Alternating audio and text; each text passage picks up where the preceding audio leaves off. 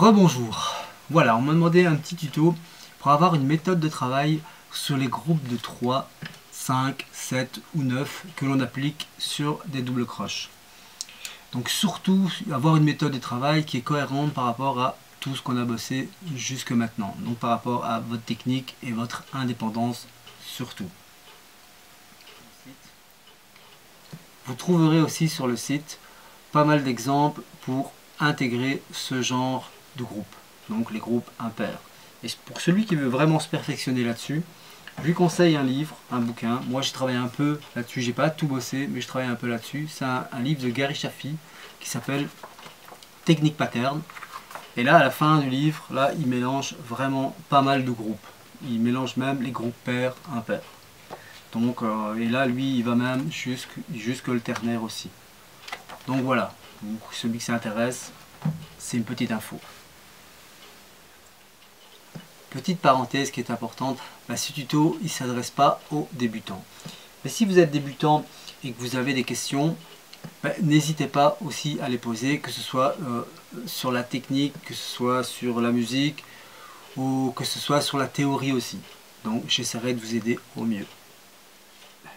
Pour le premier exemple, je vais vous montrer un exemple sur la caisse claire.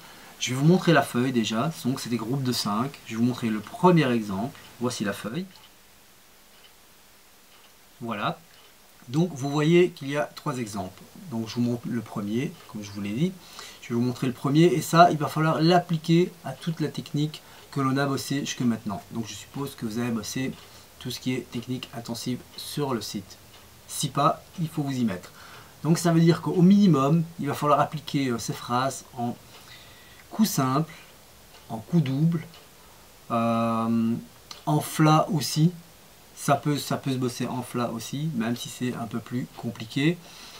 Et aussi en paradiddle, entre guillemets, avec la droite ou la gauche, ça dépend si on est droitier ou gaucher, ou peu importe, on peut mélanger les deux.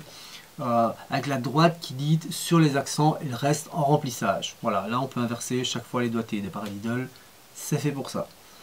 Voilà, donc je vais vous montrer le premier exemple et je vais faire une mesure avec, une mesure sans et après je vais essayer de les enchaîner. Donc je vais essayer de vous faire 4 mesures chaque technique. Voilà. Voici l'exemple.